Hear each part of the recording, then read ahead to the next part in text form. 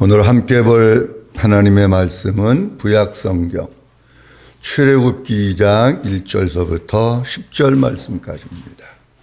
본문은 진행하면서 읽도록 하고요. 제목같이 한번 따라합니다. 소망되게 하자. 소망되게 하자. 소망되게 하라. 우리 세상에 살고 있는 모든 사람들은 너나를 불문하고 다 소망을 가지고 살아갑니다. 시장에서 좌판을 벌려놓고 노점상을 하는 아주머니들도 물어보면 다 소망이 있습니다. 길에 다니면서 리어카를 끌고 페이지를 줍는 어르신들도 물어보면 마음 가운데 소망이 다 있습니다. 사람이 아무리 힘들고 어려워도 오늘을 견뎌내고 오늘을 이겨낼 수 있는 것은 마음속에 꺼지지 않는 불과 같은 소망이 있기 때문에 이겨낼 수 있는 겁니다. 우리가 소망하면 여러 가지가 많이 있는데 먼저 두 가지 말씀을 좀 살펴보려고 그러는데요. 하나는 우리 예수 믿는 사람들에게 있어서 진짜 소망은 예수 그리스도가 소망인 줄로 믿습니다. 예수님이 소망이에요. 시편 39편에도 보면 주여 이제 내가 무엇을 말하리요. 나의 소망은 어디 있다고요? 주께 있나이다. 나의 소망은 주께 있다는. 우리 모든 예수 믿는 사람들의 소망은 딴 데 있는 게 아니라 주님께 있는 거예요. 그러니까 날마다 주님만 바라보고 주님만 사랑하고 주님만 소망하고 그 주님 온전한 마음 되어서 살려고 그러고 그 주님 붙들고 살고 그 주님으로 만족하면서 살기를 애쓰고 그렇게 살려고 하는 우리들. 왜냐고 하면 예수님이 소망이기 때문에 그렇습니다. 만약에 우리들이 우리의 속에서 예수님이 빠져나간다고 하면, 우리의 신앙의 본질 가운데서 예수님이 없다고 하면 우리는 믿지 않는 사람들보다도 더 불행한 사람입니다. 소망이 없는. 소망이 예수님이 계시기 때문에 우리가 소망이 있고 오늘의 어려움도 주님으로 극복할 수 있는 줄로 믿습니다. 그 다음에 또 하나 소망이 뭐가 있을까 생각해 보니까 하나님께서 우리의 가정에 주신 자녀들이 소망이더라고요. 시편 128편 3절 말씀 같이 한번 읽어보도록 합니다. 내 집 안방에 있는 내 아내는 결실한 포도나무 같으며 내 식탁에 둘러앉은 자식들은 어린 감람나무 같으리로다. 아멘. 시편 기자는 우리에게 말씀합니다. 뭐라고 말씀하고 있느냐고 하면 내 식탁에 둘러앉은 자식들은 무슨 감람나무라고 얘기하고 있느냐고 하면 어린 감람나무와 같다. 그렇게 말씀합니다. 아니 왜 자녀들을 얘기를 하면서 어린 감람나무와 같다고 얘기하고 있을까 하는 겁니다. 어린 감람나무에 대해서 조금 말씀을 좀 먼저 드리려고 합니다. 감람나무는 우리가 잘 아는 대로 올리브나무입니다. 근데 감람나무의 특징이 어떤 특징이 있느냐고 할 것 같으면은 아주 척박한 땅에서 잘 자랍니다. 그러니까 우리가 생각할 때 일반 농사는 흙이 좋아야 되잖아요. 밭에 돌도 없고 그냥 그 흙이 좋아가지고 비도 오면 참 흡수를 하고 그 뭘 심으면 싹도 잘 나고 그래야 되는데 감람나무는 그런 데서 잘 자라는 게 아니라 척박한 곳에서 잘 자랍니다. 자갈도 있고 햇빛도 내리쬐고 바람도 불고 모래도 있고 우리가 볼 땐 거기 딱 아무것도 심을 게 없는 것 같은 그런 버려진 땅, 황무지 같은데 그런 데다가 그 감람나무를 심어 놓으면은요 감람나무가 얼마나 잘 자라는지 몰라요. 그러니까 하나님께서 그 지역에 맞는 나무를 하나님께서 거기에다가 주신 겁니다. 그러니까 유대인들에게 있어서 감람나무는 주변에 많이 그냥 볼 수 있는 나무, 올리브나무는 왜 잘 자라니까. 그 나무가 뭐냐고 하면 한쪽으로는 그 나무를 보면서 그게 소망이고 또 한쪽으로는 우리들 가정의 자녀들이 바라보는 자라는 것을 보면서 그게 소망인 거예요. 감람나무 크기가 보통은 한 4m에서 5m 정도 자라는데 많이 자라는 나무는 30m까지 자란다고 합니다. 5월 달에 꽃이 핍니다. 7, 8월에 열매를 맺습니다. 11월 달에 감람나무 열매를 땁니다. 보통 큰 나무에서 어느 정도 감람나무 열매를 따느냐고 하면 129kg에서 130kg 정도 엄청난 양의 감람나무 열매를 따는데 이거를 가지고 다시 기름을 짜면 25리터짜리로 해가지고 많은 그 감람나무에 그 기름을 갖다가 얻게 됩니다. 우리가 잘 아는 대로 감람나무는 1등급도 있고 2등급도 있고 3등급도 있고 등급이 있는데 1등급은 아무 데나 쓰는 게 아닙니다. 성전에서 하나님께 예배를 드릴 때 제사장이나 왕이나 선지자들에게 기름을 부을 때 요때에 가장 좋은 1등급 감람나무 올리브유를 사용을 합니다. 의약용으로도 사용이 되고요. 그리고 밑으로 내려가면 식용으로도 사용이 되고 등불을 키는 데도 사용하고요. 우리 여성들이 많이 쓰고 있는 화장품 만드는 데도 올리브유가 들어가고 안 들어가는 데가 없어요. 그리고 감람나무는 재질이 굉장히 단단해가지고 목공용으로 사랑을 받는데 특별히 뭐에 쓰느냐고 하면 지성소에 들어가면 그 그룹 천사 날개 같은 거 그룹 있잖아요. 그거 만드는데 감람나무가 쓰여집니다. 감람나무는 아무나 베지도 못합니다. 감람나무를 가지고 뭐를 만드는 것은 누구만 할 수 있느냐고 하면 왕이라든지 귀족이라든지 이런 사람들만 감람나무를 가지고 뭘 할 수가 있어요. 감람나무는 모든 게 버릴 게 하나도 없어요. 그러니까 왜 성경에서 자녀들을 어린 감람나무라고 했을까? 가정으로 보면 어린 감람나무가 잘 자라면 감람나무 하나 가지고 중학교도 보내고 고등학교도 보내고 대학교도 보내고 그러는 거예요.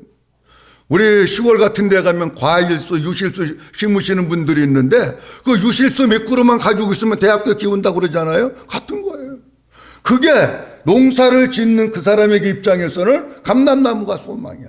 가정의 입장에서 볼 때는 자녀들이 그렇다는 거예요. 자녀들이 진짜 가정의 소망이 되는 거예요. 자, 그런데 오늘 이제 본문 출애굽기 2장 1절서부터 10절 말씀의 배경 우리가 너무나도 잘 아는 대로 유대인들이 태어나면 이스라엘 백성들이 태어나면 여자아이는 살려두고 남자아이는 무조건 죽여라. 그런 명령이 떨어진 아주 안 좋은 환경 가운데서 그런 역사적인 배경 가운데서 누가 태어났느냐고 하면 모세가 태어난 거예요. 그 모세도 태어나면 뭐 할 수밖에 없느냐고 하면 죽을 수밖에 없는 거잖아요. 근데 모세의 부모님들이 모세를 잘 집에서 키우고 더 이상 키울 수 없을 때가 됐을 때에 갈대상자를 만들어 가지고 거기에다 모세를 넣고 날강에 띄우고 그것을 모세의 누이가 따라가서 보고 바로의 딸이 거기에 나와서 목욕하다가 발견하고 결국 다시금 모세의 누이 미리암이 가가지고 얘기해서 집으로 데리고 오고 돈 받고 모세를 키우고 나중에 다시 바로의 왕궁으로 들어가서 왕자가 됩니다. 이런 내용이 오늘 본문 말씀 속에 기록되어 있는 내용인데 제가 오늘 본문 말씀을 보면서 어떤 측면에서 좀 말씀을 같이 나누려고 하느냐고 하면 이 가정마다 하나님께서 자녀를 주셨잖아요. 근데 진짜 자녀가 소망되게 하려면 어떻게 해야 되느냐. 제가 이제 우리 성도들 가정도 보고 주변의 가정들을 보면은요, 하나님께서 가정의 소망으로 자녀를 주셨는데 어떤 가정은 소망이 아니라 왼수인 가정이 있어요. 왼수인 가정. 너무 속색이고 힘들고 막 힘들게 하고 막 그래가지고 이게 자식이 소망이 아니야. 왼수 덩어리인 가정. 그런 가정도 있어요. 어떤 가정은 진짜 그 자녀들이 잘 자라가지고 가정의 소망이 되는 가정들도 있습니다. 근데요, 목사님들 가정은 자녀들이 다 소망일까? 안 그렇습니다, 여러분. 제가 전에 있던 교회에서도 목사님 아들이 경찰서에서 목사님한테 전화가 와. 아들 저기 경찰서 유치장에 있다고. 목사님 가정도 많아요, 여러분. 교회 다니는 무슨 장로님, 집사님 그런 가정의 자녀들은 다 소망일까? 천만에 안 그래요. 그런 가정도 있지만 그렇지 않은 가정들도 있다는 얘기예요. 그럼 어떻게 하면 하나님께서 우리에게 상급으로 주시고 기업으로 주신 그 자녀들이 진짜 가정의 희망이 되고 꿈이 되고 소망이 될 수 있을까? 오늘 본문 말씀 속에서 그런 측면들을 좀 살펴보려고 합니다. 첫 번째로는 인생의 첫 출발을 잘 해야 한다고 하십니다. 이 가정이라고 하는 것은 한 남자와 한 여자가 만나서 산몸이 되어서 결혼하는 것부터 출발을 하는 겁니다. 인생을 시작하는, 새로운 가정을 향해서 인생을 시작하는 첫 단추를 잘 끼워야 합니다. 첫 단추가 잘못 끼워지면은요, 아주 그 고통스럽고 어려움들이 많아요. 첫 출발을 어떻게 하느냐는 게 중요한 거예요. 근데 오늘 본문 말씀 가운데 보면 모세의 부모님들이 정말 첫 출발을 잘했어요. 어떻게 출발을 했느냐고 하면 2장 1절 말씀에 보면 이렇게 말씀하고 있습니다. 같이 한번 봅니다. 시작. 레위 가족 중 한 사람이 가서 레위 여자에게 장가들어. 이렇게 말씀합니다. 첫 출발을 지금 하고 있는 거예요. 레위 가족 중 한 사람이 가서 누구에게 장가들었느냐고 하면 레위 여자에게 장가들었다는 거예요. 자, 그렇다면 이 얘기는 이런 얘기입니다. 우리로 다시 해석을 해서 말씀드리면은 모세의 가정의 부모님들은 어떻게 첫 출발을 하고 첫 단추를 꼈느냐고 하면 지금으로 얘기하면 이런 얘기예요. 믿음의 가문에 속해서, 믿음의 가문. 남자도 믿음의 가문이고 여자도 믿음의 가문이고 제사장의 가문, 제사장의 가문끼리 만나가지고 결혼을 했다는 거예요. 쉽게 얘기하면 믿음의 사람과 믿음의 사람이 만나서 결혼함으로 말미암아 첫 출발을 시작했다라고 하는 겁니다. 여기 레위 가족 중 한 사람은, 앞쪽에 나오는 그 한 사람은 모세와 아론과 모세 미리암의 아버지인 아므람, 요게벳의 남편인 아므람입니다. 역대상 23장 13절 말씀에 보면 이렇게 말씀하고 있습니다. 같이 한번 봅니다. 아므람의 아들들은 아론과 모세니 아론은 그 자손들과 함께 구별되어 몸을 성결하게 하여 영원토록 심히 거룩한 자가 되어 여호와 앞에 분향하고 섬기며 영원토록 그 이름으로 축복하게 되었느니라. 아멘. 레위 가족들이 어떻게 살았느냐? 이렇게 살았다는 거예요. 아므람이 어떻게 살았느냐? 이렇게 살았다는 거예요. 진짜 거룩하고 성별하게, 그리고 영원토록 심히 거룩한 자가 되어서 하나님 앞에 예배하고 하나님을 송축하고 하나님을 찬양하고 하나님의 이름으로 백성들을 축복하는 이런 경건하고 거룩하고 하나님으로 무장되어 있는 이런 가정에서 사는 거예요. 이렇게 사는 거예요. 그 다음 레위 여자는 레위 여자에게 장가들어, 이렇게 말씀하고 있는데 여기 레위 여자는 모세의 어머니 요게벳입니다. 민수기 26장 59절에 보면 이렇게 나와 있습니다. 같이 한번 봅니다. 아므람의 처의 이름은 요게벳이니 레위의 딸이요 애굽에서 레위에게서 난 자라. 아멘. 아므람의 처의 이름은 요게벳이라는 거예요. 근데 어디서 났느냐? 레위의 딸이고 레위에서 났다고 하는 것을 계속 반복하고 있는 거예요.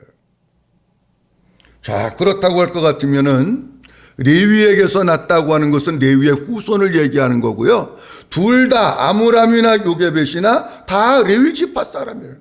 진짜 하나님을 잘 경외하고 오직 하나님으로 사는 그런 가정의 남녀가 만나가지고 한 부부가 되어서 생애 첫 출발을 시작한, 첫 출발을 너무 잘한 거예요. 아므람이라고 하는 뜻은 고귀한 하나님의 백성, 고상한 하나님의 사람, 그런 뜻입니다. 그러니까 아므람이라고 하는 사람은요, 어떤 사람이냐고 하면 진짜 하나님의 사람으로서 아주 고귀하고 아주 고상하고 아주 신앙이 참 좋은 아주 멋진 하나님의 사람. 그 사람이 누구냐고 하면 아므람. 요게벳이라고 하는 이름의 뜻은 여호와는 영화로우시다라고 하는 뜻인데, 요게벳은 그 이름의 뜻을 보면 어떻게 살았느냐고 하면 오직 하나님만이 영화로우시고 내가 하는 모든 것 전체는 다 하나님을 위한 것이고 하나님의 영광을 위한 삶, 그런 삶을 사는 거예요. 진짜 하나님의 고귀한 백성과 하나님만 영화롭게 하는 하나님으로 사는 아내가 만나서 첫 출발을 시작했으니 이 가정이 얼마나 복된 가정이냐라고 하는 겁니다. 두 영적 거장이 만나서 최고로 하나님을 잘 경외하는 부모가 되어서 이 속에서 자녀들이 태어났는데 그 자녀가 모세다라고 하는 겁니다. 자, 제가 여기서 이렇게 이런 말씀을 드리면은요, 어떤 분들은 이렇게 생각하시는 분이 있어요. 진작 얘기를 해줬어야지, 결혼하기 전에. 결혼 지금 다 했는데 인조 얘기하면 무슨 소용 있냐, 그런 얘기를 하시는 분들, 그런 생각을 갖고 계시는 분들. 자, 그러면 이렇게 해야 됩니다. 여기에 있는 저나 여러분들은 이미 결혼을 했습니다. 그가 뭐 레위 지파가 됐든지 무슨 지파가 됐든지 결혼을 한 거예요. 누구는 우리에게 남아있느냐? 우리의 자녀들은 남아있습니다. 그렇다면 적어도 우리의 자녀들은 어떻게 결혼을 시켜서 가정을 꾸며야 되느냐고 하면, 믿는 가정과 믿는 가정에 자녀들끼리 만나서 결혼을 시켜야 돼요. 그게 인생의 첫 출발을 잘하는 거예요. 만약에 믿는 가정과 믿는 가정이 어렵다면 적어도 어디까지 내야 되느냐? 나도 진짜 복음을 알고 예수 그리스도를 믿고 그쪽 이 상대자도 복음을 알아서 예수 믿는 사람하고 결혼을 해야 첫 출발이 잘하는 거예요. 왜 그러냐고 하면은요, 저는 이런 거를 너무 많이 봤습니다. 우리 교회에서도 보고요. 제가 한때는요, 나이가 젊어가지고 뭘 모를 때는 예수 안 믿는 사람하고 결혼한다 그러면 결혼하지 말라고 말렸어요. 근데 내가 말렸다고 안 하는 게 아니더라고요.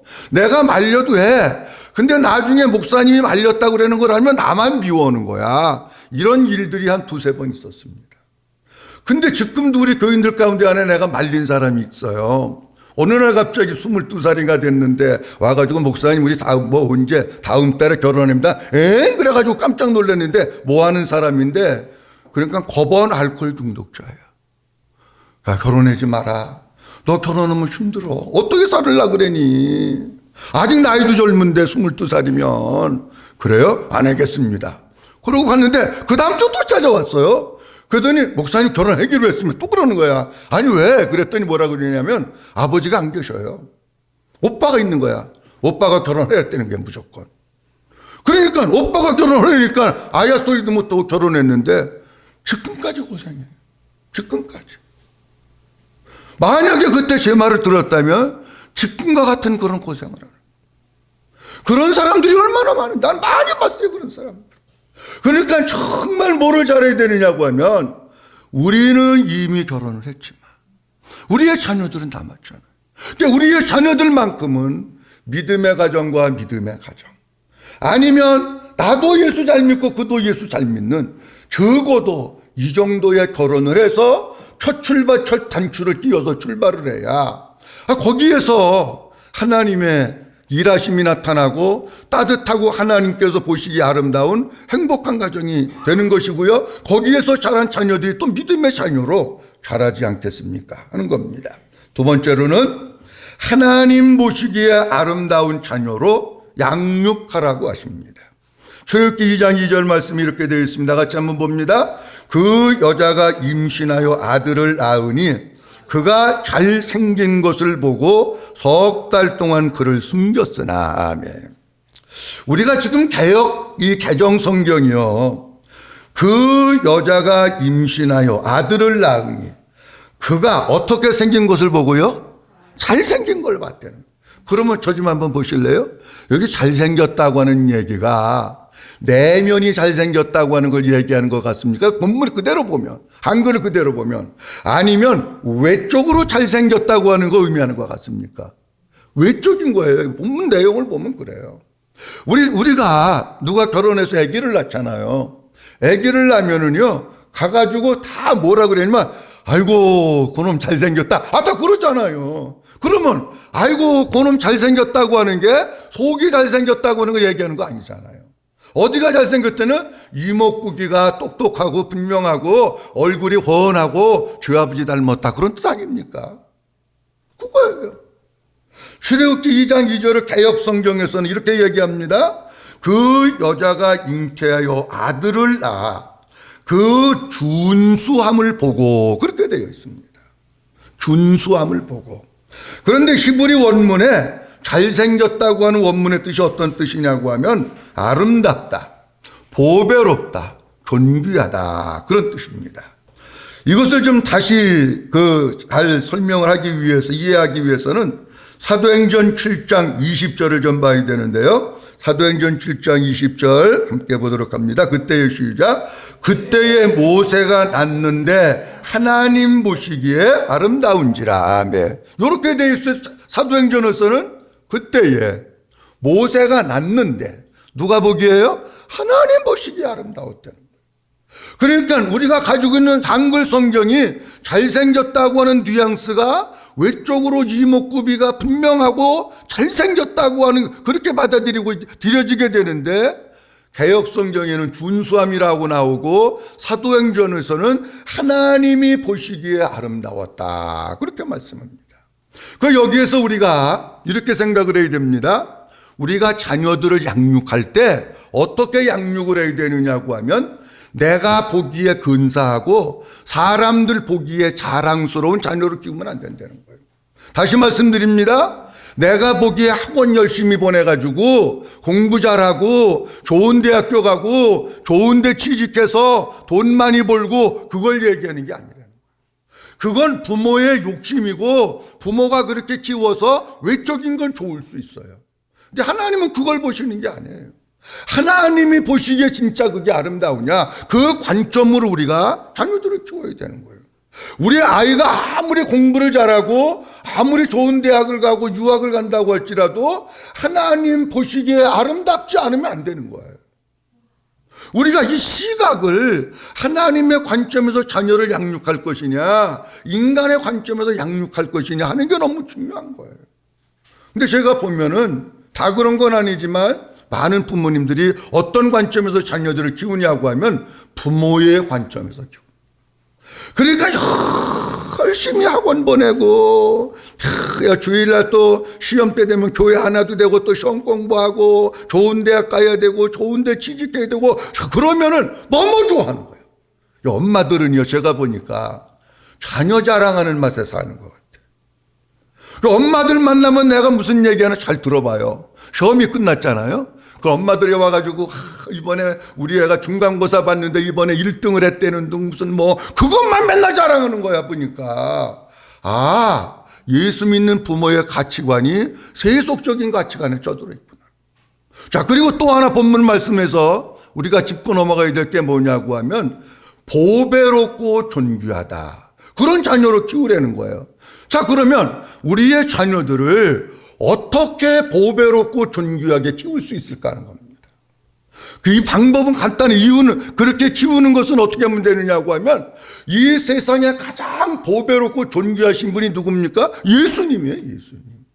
보배롭고 존귀하신 예수님이 그 속에 거하면 하나님이 보실 때에 그는 보배롭고 존귀한 사람이에요. 아멘.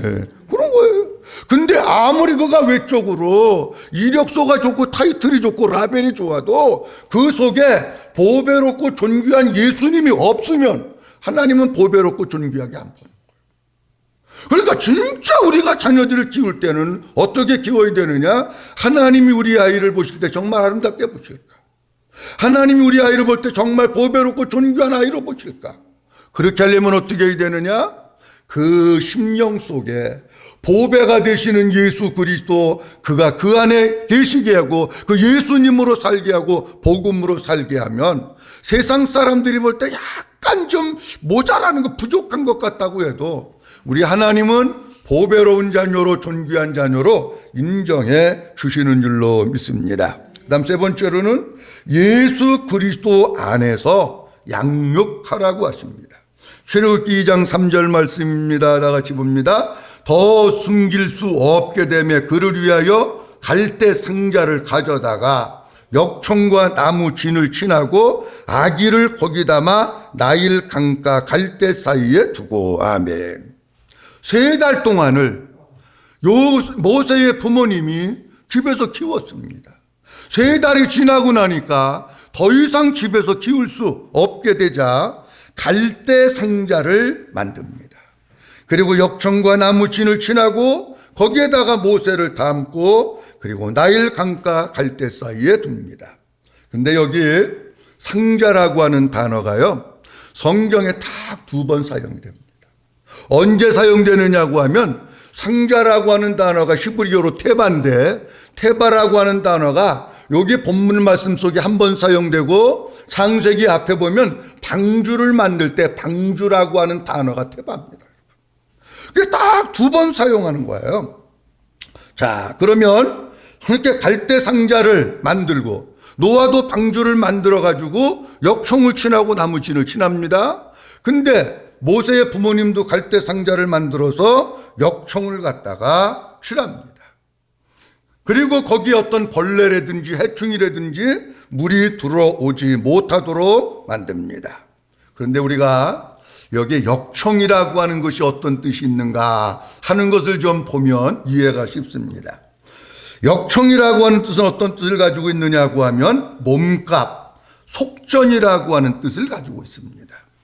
근데 이 뜻은 어디서부터 왔느냐고 하면 속죄하다, 속량하다, 용서하다라고 하는 뜻에서부터 유래를 했습니다. 그럼 이런 얘기입니다. 이 얘기는 모세의 부모님이 갈대 상자를 만들어서 역청을 발랐다고 하는 것은 물론 문자적으로는 그게 맞아요. 근데 다시 지금 우리로 얘기하면 무슨 뜻이냐고 하면 우리의 자녀들이 예수 그리스도의 십자가의 보혈을 바르고 그 십자가의 보혈로 말미암아 저 용서함을 받고 십자가의 예수 그리스도 부활하신 예수 그리스도로 말미암아 복음을 듣고 깨닫고 그 속에 뭐가 있는 거? 하나님의 생명으로 사는 걸 얘기하고 있는 거예요. 그리고 방주 안에 있다고 하는 것은 어떤 의미냐고 하면 교회 안에 있는 거. 1차적인 의미는 교회고 2차적인 의미는 예수 그리스도 안에 있는 걸 얘기합니다.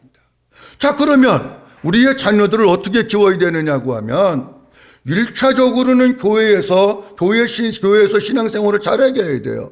왜냐고 하면 교회라고 하는 것은 뭐냐고 하면 사람들이 모이는 공동체이기 때문에 불완전합니다.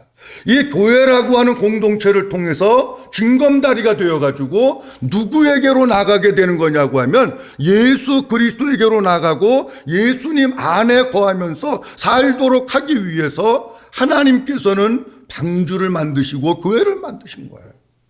그렇다고 하면 본문에 있는 말씀은 어떤 뜻이냐고 하면 우리 자녀들을 어떻게 키워야 되느냐고 하면 예수님이 내 안에 내가 예수님 안에 죄의 용서함을 받고 하나님의 자녀가 된 사람으로서 방주 상자 안에 모세가 있었다고 하는 것은 십자가의 예수 그리스도 안에 모세가 있는 걸 얘기하는 거예요. 우리가 그 예수님 안에 있는 걸 얘기하는 거예요. 그렇다고 하면 우리도 예수님 안에 있고 우리의 자녀들도 예수님 안에 있고 예수님이 내 안에 우리의 자녀들 속에도 예수님 있고 그렇게 양육을 해야지만이 뭐가 되느냐? 진짜 소망이 된다. 그렇게 양육을 안 하면 소망이 소망되는 게 아니라 소망이 근심이 되고 걱정이 되는 거예요. 자녀들 때문에. 마지막 한 가지 말씀드리고 마치려고 합니다. 어쩔 수 없는 한계 상황에 하나님이 오셔서 일하시도록 기도하라고 하십니다. 출애굽기 2장 4절 말씀입니다. 같이 한번 보도록 합니다. 시작. 그의 누이가 어떻게 되는지를 알려고 멀리 섰더니. 자, 이 본문에 있는 말씀이 이런 뜻입니다. 갈대 상자를 모세의 부모님이 만들어 줍니다. 그리고 거기다 나무진을 칠하고 역청을 바릅니다. 그리고 그 안에다가 아기를 위해서 강보에 잘 싸가지고 아기를 거기다가 넣습니다. 아마 나일강에 왔을 때는 어머니하고 누이하고 같이 왔을 것 같아요. 아니면 성경에 자세히 없지만 아버지도 왔겠지요.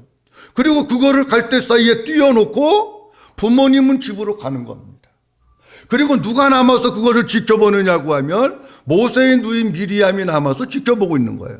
어머니는 미리암을 거기다 놓고 가면서 예상되는 시나리오를 다 알고 있습니다.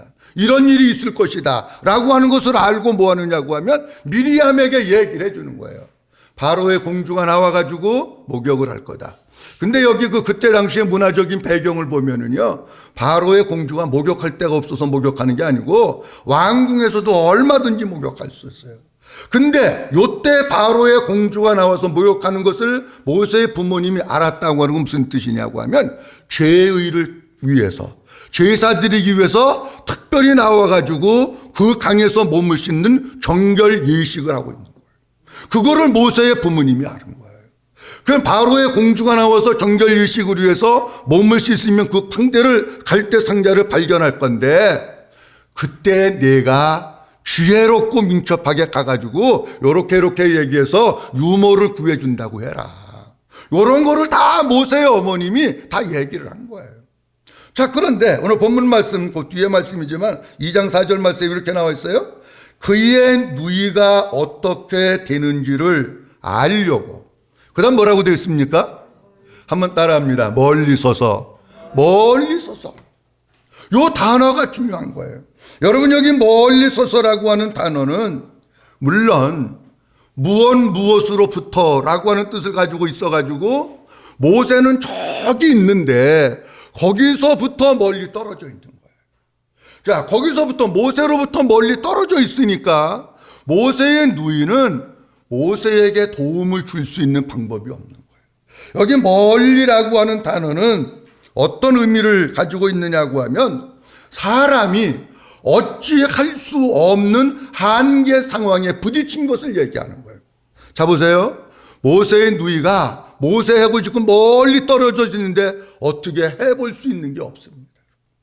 모세의 부모님이 모세를 거기다가 놓고 가가지고 모세하고 멀리 떨어져서 모세의 부모님이 할 수 있는 게 없습니다.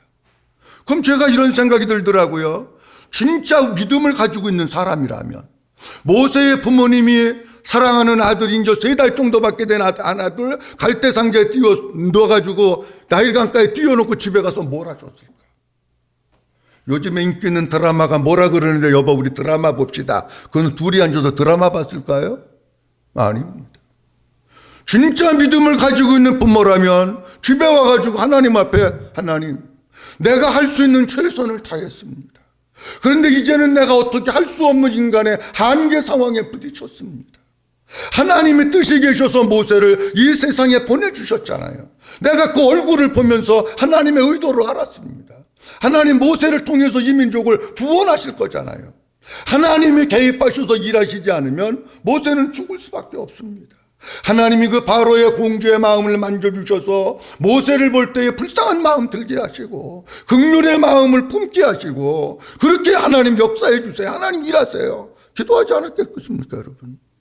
모세의 누이가 모세의 누이 미리암이 이때 학자들에 따르면 14살에서 15살 정도쯤으로 추측을 합니다. 정확한 건 성경에 안 나와 있지만 그러면 14살에서 15살 정도 된 모세의 누이가 자기의 사랑하는 동생을 거기에다가 띄워놓고 내가 어떻게 할 수가 없어. 만약에 모세가 거기서 울어도 모세의 누이는 할 수 있는 게 없는 거예요.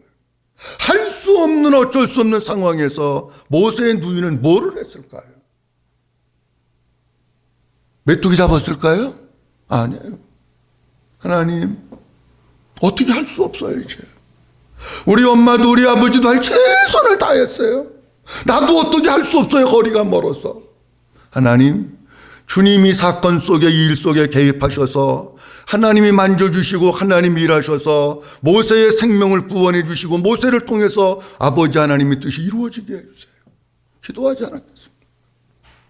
여러분 저희들이 살아가면서 내가 어떻게 할 수 없는 어쩔 수 없는 상황이 너무 많아요.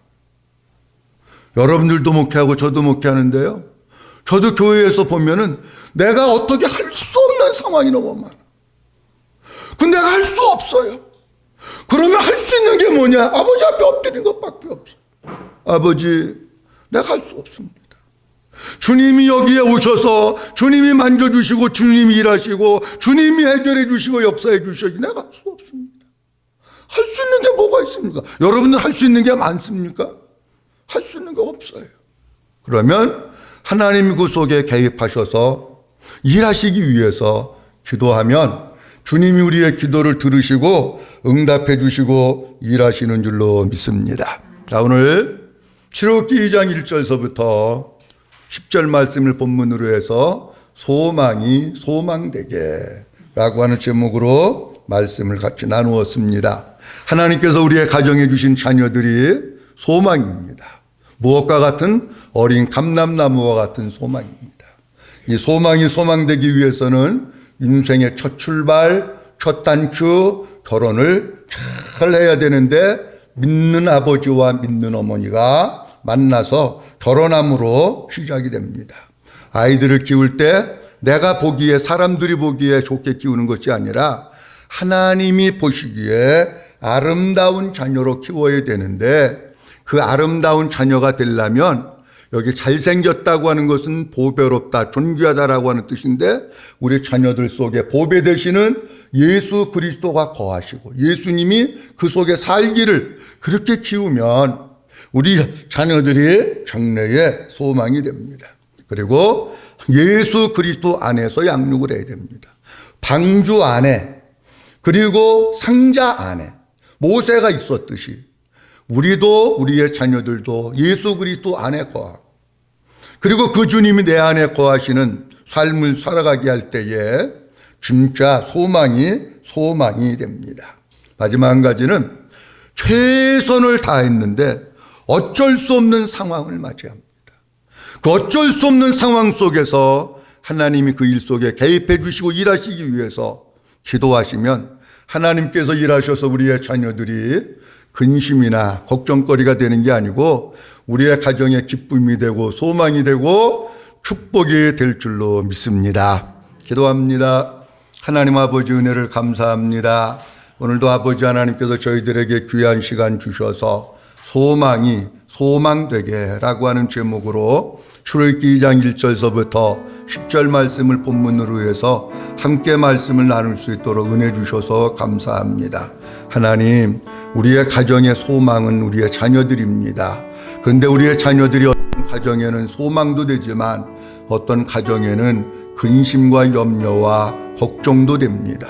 우리 사랑하는 모든 여기에 머리 숙인 우리 한 사람 한 사람, 그리고 우리의 교회들 속에 있는 모든 가정의 자녀들이 근심과 걱정되지 않도록 도와주시고, 우리가 정말 예수 그리스도 안에서 믿음으로 잘 양육하여 오직 예수로, 오직 복음으로, 오직 하나님의 생명으로 살게 함으로 말미암아 정말 우리의 자녀들이 우리의 가정에 기쁨 되게 하시고 소망 되게 하시고 아버지의 영광 되도록 축복해 주시옵소서. 감사하옵고 예수 그리스도의 이름으로 기도하옵나이다. 아멘.